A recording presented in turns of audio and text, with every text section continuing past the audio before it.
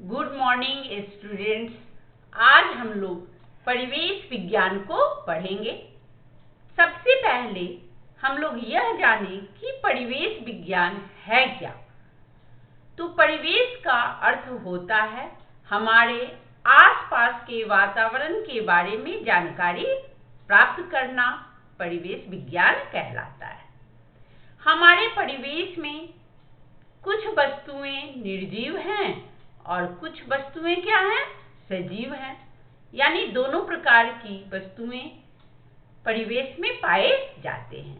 यदि निर्जीव वस्तुओं के बारे में अध्ययन करते हैं तो उसे फिजिकल साइंस कहते हैं, और यदि सजीव वस्तुओं के बारे में अध्ययन करते हैं तो उसे लाइफ साइंस कहते हैं। तो चलिए आज हम लोग फिजिकल साइंस चैप्टर 1 को पढ़ेंगे। चैप्टर 1 में भौतिक पर्यावरण के बारे में हमें पढ़ना है, और इस भौतिक पर्यावरण के अंतर्गत 4 या 5 टॉपिक है, छोटे छोटे 4-5 टॉपिक है, जिसमें पहला टॉपिक जो है वह है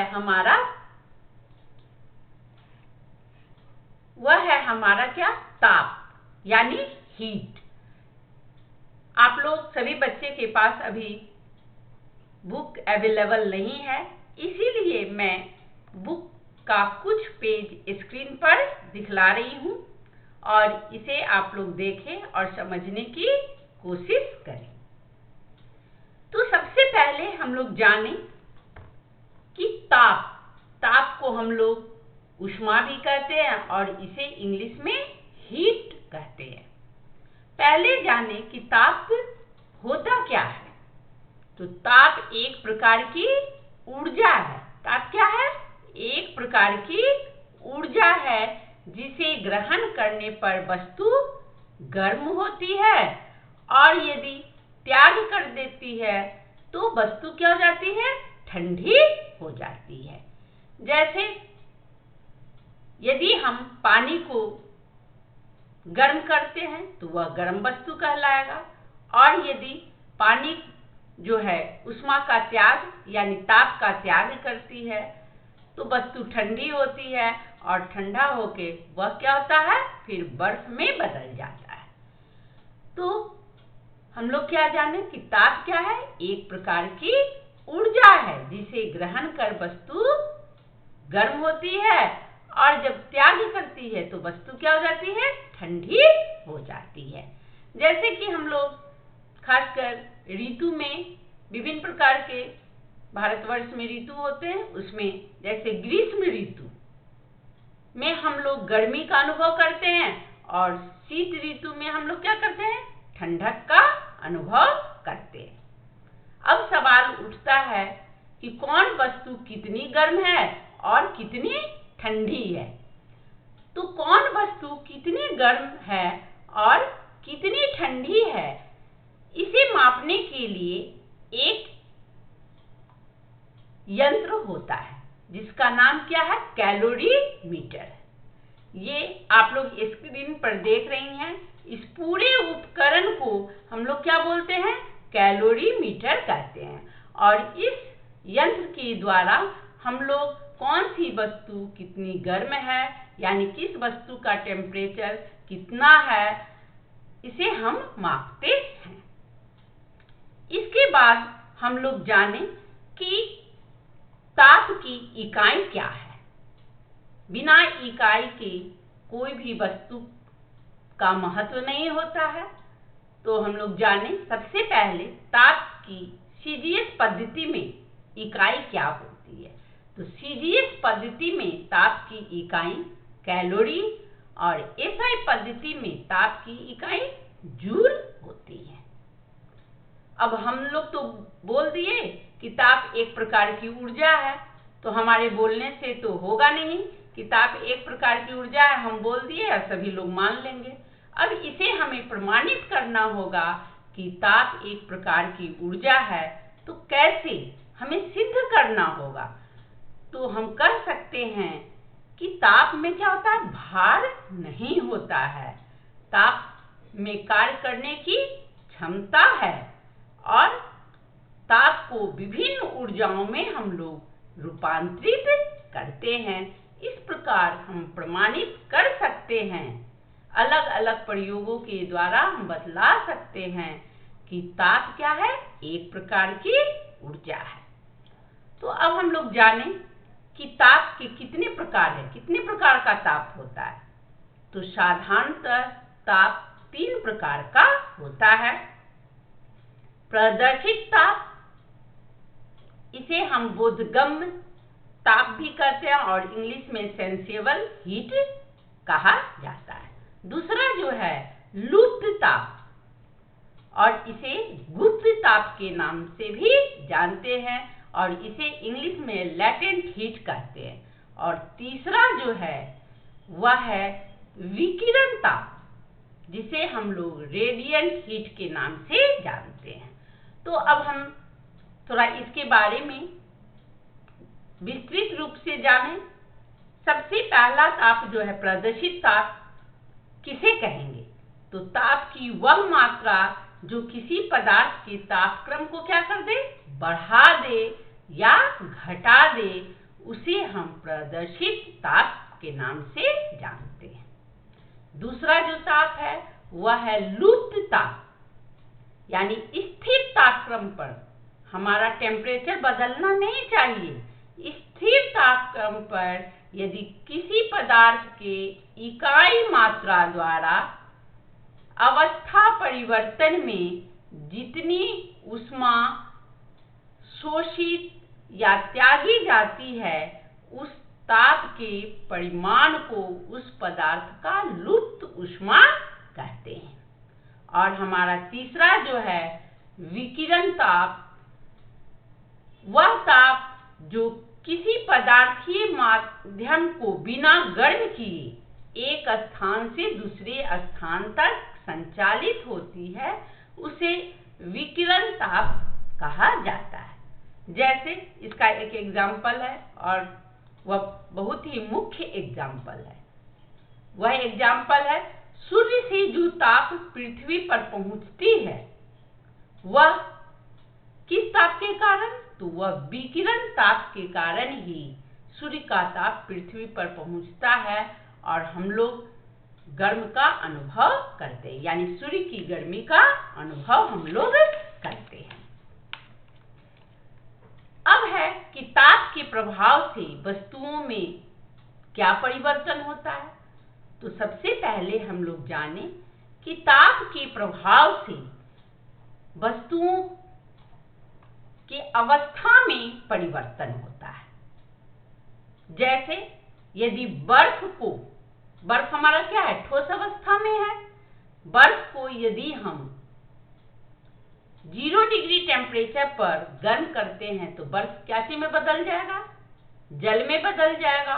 और जल को जब हम 100 डिग्री टेम्परेचर पर जब हम गर्म करते हैं तो वह किस में बदल जाएगा, गैस में बदल जाएगा, यानी वाष्प में बदल जाएगा। पानी जो है को जब ज्यादा हम उबालते हैं तो वह वाष्प के रूप में रूपांतरित हो जाता है। दूसरा जो है ताप के प्रभाव से वस्तुओं के आयतन में परिवर्तन होता है। जैसे लोहे को यदि हम लोहे का एक बॉल लें और उस बॉल को यदि हम गर्म करते हैं तो उसका आकार क्या हो जाता है, बढ़ जाता है। तीसरा है ताप के परिवर्तन से क्या होता है, गर्म जल को जब हम अधिक गर्म करते हैं, जैसे गर्म पानी है उसको और भी गर्म करेंगे तो उससे वाष्प जो है अधिक बनता है। इसके बाद दहन, यानी कोई वस्तु को जलाने में किसकी आवश्यकता होती है, तो ताप की आवश्यकता होती है। ताप के प्रभाव से ही दहनशील जो वस्तुएं जो हैं, दहनशील वस्तु कौन से हैं, जैसे किरासन तेल, पेट्रोलियम, ये सभी जो हैं दहनशील वस्तु हैं। तो ये सभी जो हैं ऊष्मा के प्रभाव से यानी ताप के प्रभाव से जलते हैं। और इसके बाद जो है प्रकाश की उत्पत्ति जो होती है, यह भी ताप के प्रभाव से ही होती है। इसके बाद हम लोग थोड़ा जाने गलना यानी मेल्टिंग किसे कहते हैं। जैसे यहाँ स्क्रीन पर आप लोग देख रही हैं, स्क्रीन पे ये हमारा बॉक्स दिख रहा है। इस बॉक्स में गलन लिखा हुआ, गलन या गलना एक ही होता है। यानी निश्चित दबाव एवं ताप पर किसी ठोस का द्रव में बदलने की घटना को क्या कहते हैं, गलना या गलन कहते हैं। और जमना किसको कहेंगे, निश्चित दबाव एवं ताप पर यदि कोई द्रव का ठोस में बदलने की घटना को हम लोग क्या कहते हैं, जमना कहते हैं। तो जैसे अभी आप लोग देखिए स्क्रीन पर ऊपर वाला जो डायग्राम है, यह आप लोग के बुक से ही मैं ली हूं। ऊपर वाले डायग्राम को देखिए और देखकर समझिए। जैसे यहां दिया गया जल, जल जो है ऊष्मा को ग्रहण कर रहा है। पानी जो है वह ऊष्मा को जब ग्रहण कर रहा है तो यहाँ जल किस अवस्था में है, जल किस अवस्था में है, तो जल जो है वह किस अवस्था में बताइए, जल जो है हमेशा तरल अवस्था में पाया जाता है। क्यों, क्योंकि इसे हम किसी भी वस्तु में रख देंगे तो उसका आकार ग्रहण कर लेता है, इसका कोई अपना आकार नहीं होता है। तो जब हम यानी जल जो है, जब पहले नीचे से समझे, जल जब ताप का त्याग करता है यानी ऊष्मा का जब त्याग करता है तो ये ठोस की स्थिति में बदल जाता है। यानी जब हम पानी को जब हम फ्रिज में रख देते हैं, फ्रिज में जब रखते हैं तो क्या होता है, यह ऊष्मा यानी ताप का त्याग करता है तो यह ठोस अवस्था यानी बर्फ में बदल जाता है। और जब बर्फ ताप को ग्रहण करता है यानी 0 डिग्री टेम्परेचर पर जब हम बर्फ को गर्म करते हैं तो यह फिर बर्फ क्या चीज में बदल जाता है, जल में यानी तरल रूप में बर्फ जो है बदल जाता है। उसी प्रकार यदि हम जल को गर्म करें तो जल को जब गर्म करेंगे तो यह किस में बदल जाएगा, गैसीय अवस्था में बदल जाएगा अर्थात वाष्प में बदल जाएगा। और जब वाष्प जो है वह ताप का त्याग करेगा तो किस में बदल जाएगा, पानी में यानी जल में बदल जाएगा। तो इस प्रकार बर्फ जो है, बर्फ ठोस अवस्था में पाया जाता है। तो इस प्रकार हम कह सकते हैं कि बर्फ जो है वह तीनों अवस्थाओं में पाया जाता है।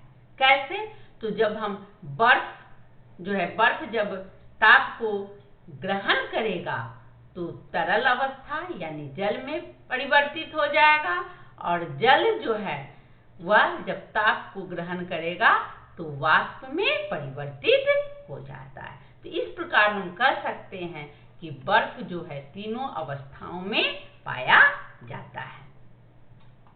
इसके बाद अब आप लोग यहाँ नीचे वाले तालिका को देखिए। यहाँ नीचे जो पेज के नीचे में जो डायग्राम बना हुआ है, इस डायग्राम को देखिए। इस डायग्राम में क्या लिखा हुआ है, 1 ग्राम जल। यहाँ आप लोग को स्क्रीन पर दिखाई दे रहा है।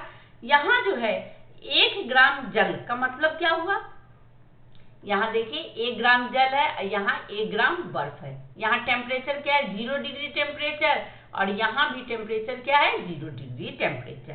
तो इसका अर्थ क्या हुआ कि 1 ग्राम जल 0 डिग्री टेम्परेचर पर बिना तापक्रम को बदले यानी बिना टेम्परेचर को बदले। यहाँ हम लोग देख रहे हैं कि दोनों का टेम्परेचर क्या है, बर्फ और जल का टेम्परेचर क्या है, समान है। स्क्रीन पर मैं कर्सर को घुमाते हुए आप लोग को दिखला रही हूँ। यहाँ 1 ग्राम जल का तापक्रम जो है वही 1 ग्राम बर्फ का भी तापक्रम है।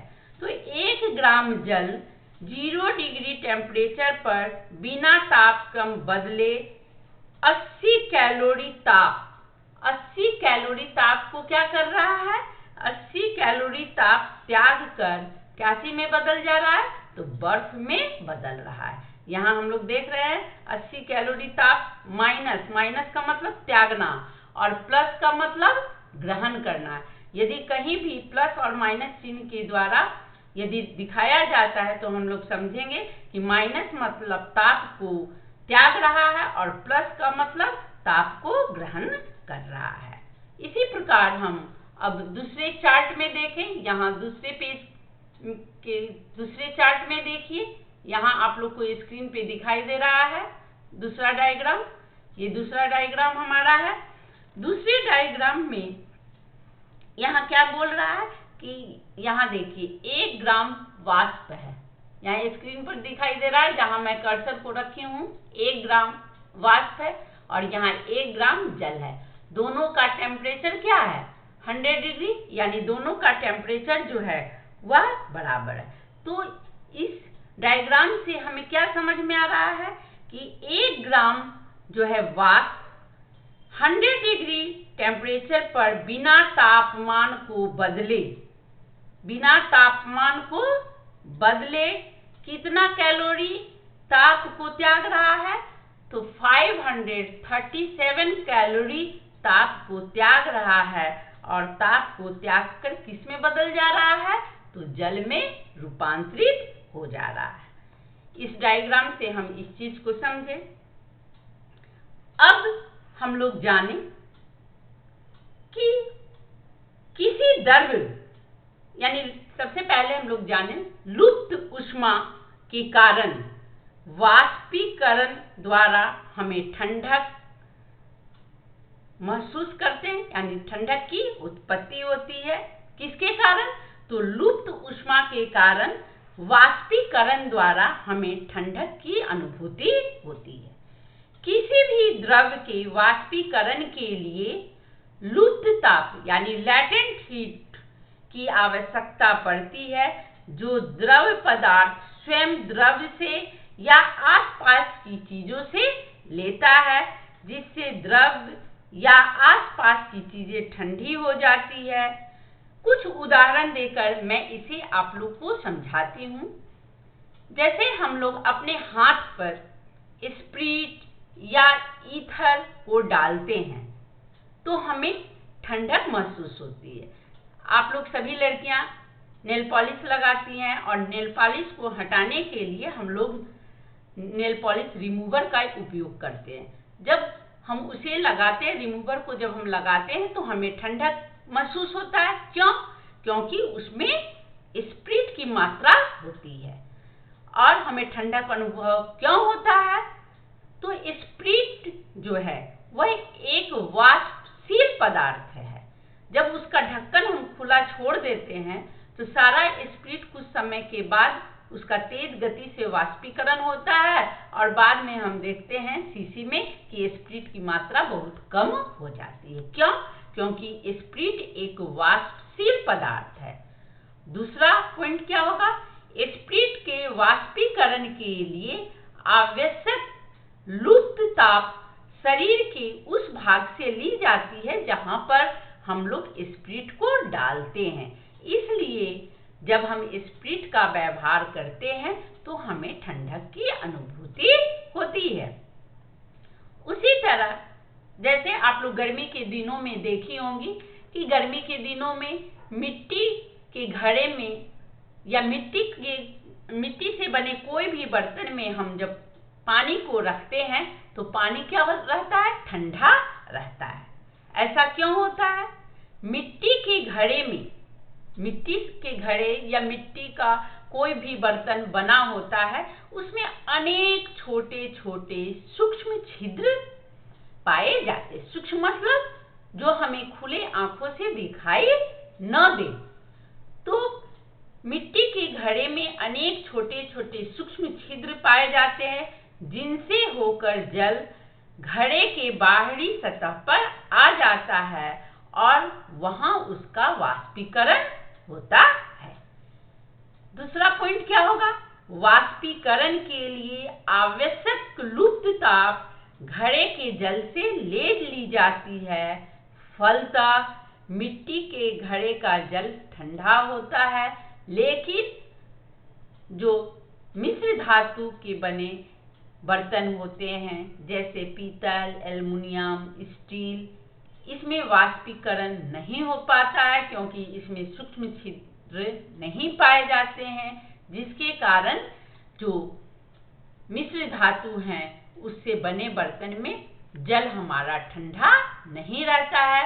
लेकिन मिट्टी से बने बर्तन में जब हम पानी को रखते हैं तो गर्मियों के दिन में वह पानी ठंडा रहता है। क्यों?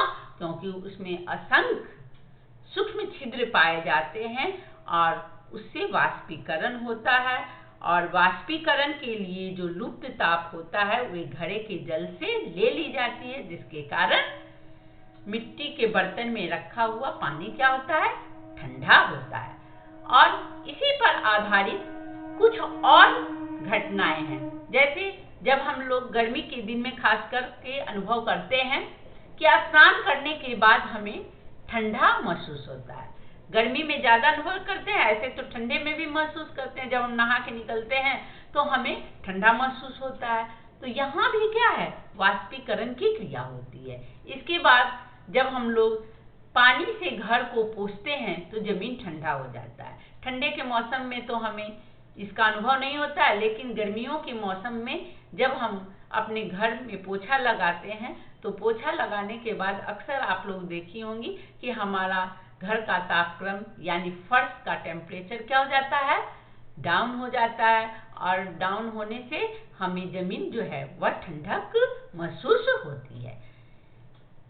एक और एग्जाम्पल है कि गर्मी में घर का खिड़की दरवाजा खुला रखकर गीला पर्दा टांगने पर घर ठंडा रहता है। ये सभी एग्जाम्पल किसका है? तो ये सभी एग्जाम्पल जो है लुप्त ऊष्मा का है। यहाँ वाष्पीकरण की क्रिया होती है, और वाष्पीकरण की क्रिया होने के लिए क्या होना चाहिए? लुप्त ताप का होना आवश्यक है।